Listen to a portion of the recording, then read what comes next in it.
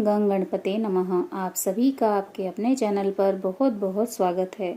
हम सभी पर ईश्वर की कृपा सदा बनी रहे। आज इस वीडियो में हम वट सावित्री व्रत कथा सुनेंगे। कथा सुनने से पहले भगवान श्री गणेश जी का ध्यान करते हैं। वक्रतुंड महाकाय सूर्यकोटि समप्रभा निर्विघ्नं कुरु मे देव सर्वकार्येषु सर्वदा। बोलिए गणपति गजानन महाराज की जय।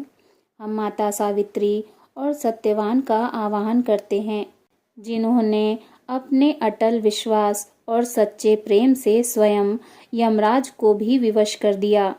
हे माँ सावित्री, हमें भी वह शक्ति दो, वह विश्वास दो, जिससे हमारा सुहाग और हमारा परिवार सदा सुरक्षित रहें, हमारा घर सुख समृद्धि से भरा रहे। हे माँ, आपकी जय हो। भद्र देश के एक राजा थे, जिनका नाम अश्वपति था। भद्र देश के राजा अश्वपति के कोई संतान न थी।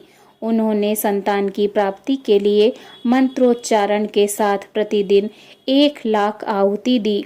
18 वर्षों तक यह क्रम जारी रहा। इसके बाद सावित्री देवी ने प्रकट होकर वर दिया कि राजन, तुझे एक तेजस्वी कन्या पैदा होगी। सावित्री देवी की कृपा से जन्म लेने के कारण से कन्या का नाम सावित्री रखा गया। कन्या बड़ी होकर बेहद रूपवान हुई। योग्य वर न मिलने की वजह से सावित्री के पिता दुखी थे। उन्होंने कन्या को स्वयं वर तलाशने भेजा। सावित्री तपोवन में भटकने लगी। वहां साल्व देश के राजा द्युम्नसेन रहते थे। क्योंकि उनका राज्य किसी ने छीन लिया था, उनके पुत्र सत्यवान को देखकर सावित्री ने पति के रूप में उनका वरण किया। ऋषिराज नारद को जब यह बात पता चली तो वह राजा अश्वपति के पास पहुँचे और कहा कि हे राजन, यह क्या कर रहे हैं आप? सत्यवान गुणवान है, धर्मात्मा है और बलवान भी है, पर उसकी आयु बहुत छोटी है। वह अल्पायु है। 1 वर्ष के बाद ही उसकी मृत्यु हो जाएगी। ऋषिराज नारद जी की बात सुनकर राजा अश्वपति घोर चिंता में डूब गए। देवी सावित्री ने उनसे कारण पूछा तो राजा ने कहा, पुत्री, तुमने जिस राजकुमार को अपने वर के रूप में चुना है वह अल्पायु है। तुम्हें किसी और को अपना जीवन साथी बनाना चाहिए। इस पर देवी सावित्री ने कहा कि पिताजी, आर्य कन्याएं अपने पति का एक बार ही वरण करती हैं। राजा एक बार ही आज्ञा देता है और पंडित एक बार ही प्रतिज्ञा करते हैं और कन्यादान भी एक ही बार किया जाता है। देवी सावित्री हठ करने लगी और बोली, मैं सत्यवान से ही विवाह करूंगी। राजा अश्वपति ने देवी सावित्री का विवाह सत्यवान से कर दिया। देवी सावित्री अपने ससुराल पहुंचते ही सास ससुर की सेवा करने लगी। समय बीतता चला गया। देवर्षि नारद जी ने देवी सावित्री को पहले ही सत्यवान की मृत्यु के दिन के बारे में बता दिया था। वह दिन जैसे जैसे करीब आने लगा, देवी सावित्री अधीर होने लगी। उन्होंने 3 दिन पहले से ही उपवास शुरू कर दिया। देवऋषि नारद जी द्वारा कथित निश्चित तिथि पर पितरों का पूजन किया। हर दिन की तरह सत्यवान उस दिन भी लकड़ी काटने जंगल चले गए। साथ में देवी सावित्री भी गईं। जंगल में पहुंचकर सत्यवान लकड़ी काटने के लिए एक पेड़ पर चढ़ गए।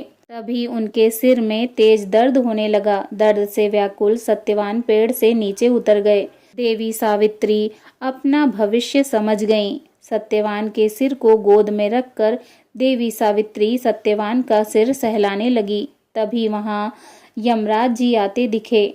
यमराज जी अपने साथ सत्यवान को ले जाने लगे। देवी सावित्री भी उनके पीछे पीछे चल पड़ी।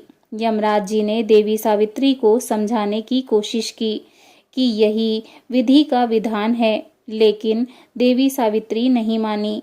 देवी सावित्री की निष्ठा और पतिपरायणता को देखकर यमराज जी ने देवी सावित्री से कहा कि हे देवी, तुम धन्य हो, तुम मुझसे कोई भी वरदान मांगो।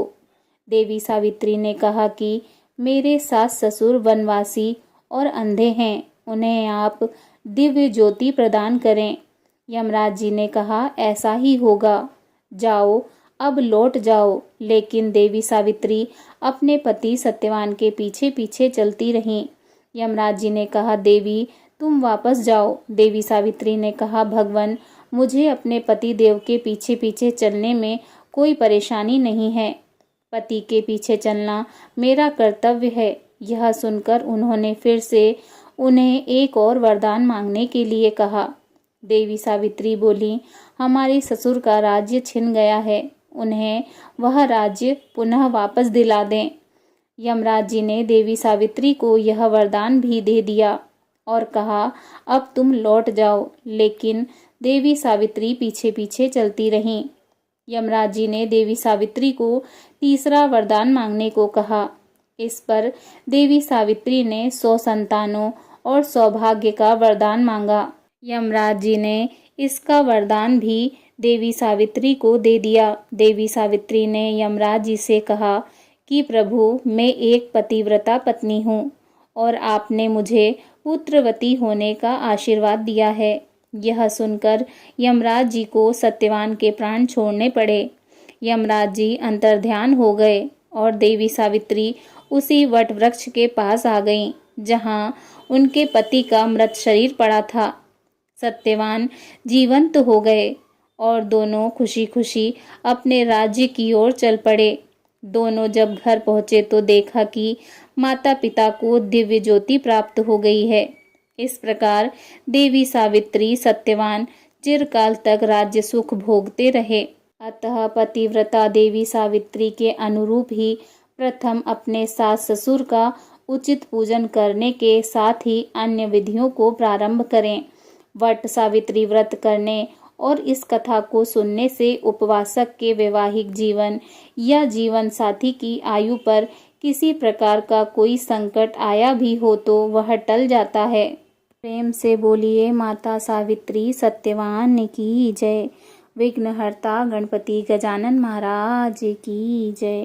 माता सावित्री की कृपा से हर सुहागन का सौभाग्य अखंड बना रहे, हर स्त्री की मनोकामना पूर्ण हो, सबका घर परिवार सुख समृद्धि से भरा रहे।